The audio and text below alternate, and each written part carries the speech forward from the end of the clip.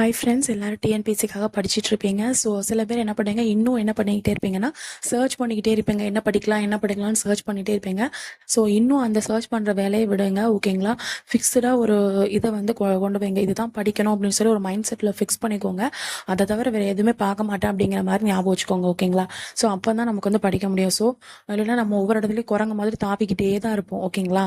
So first வந்து என்னதுன்னா, மேக்ஸில் வந்து தங்கமுத்து சார் வந்து டெஸ்ட் சீரியஸ் வந்து போடுறாங்க. ஸோ அதை வந்து நீங்கள் பார்த்துட்டு நீங்கள் அது மூலமாக இது பண்ணலாம். அல்லது நீங்கள் ஆல்ரெடி ஏதாவது ஒரு சேனலை ஃபாலோ பண்ணிட்டு இருக்கீங்க மேக்ஸ் அப்படின்னா, நீங்கள் அதை பார்த்துட்டு இதை வந்து டெஸ்ட் சீரியஸ் மட்டும் அட்டன் பண்ணலாம்.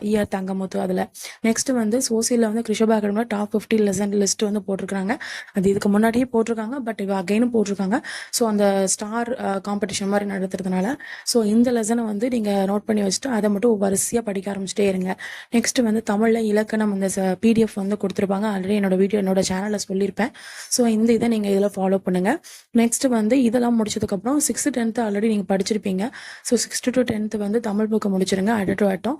நெக்ஸ்ட் வந்து 11th 12th சிறப்பு தமிழ் ப்ளஸ் அதில் வந்து டாபிக் வைஸ் இருக்கிறது வந்து முடிச்சிருங்க, ஓகேங்களா? டாபிக் வைஸ் இருக்கிறத நல்ல தரமாக முடிச்சிருங்க, ஓகே?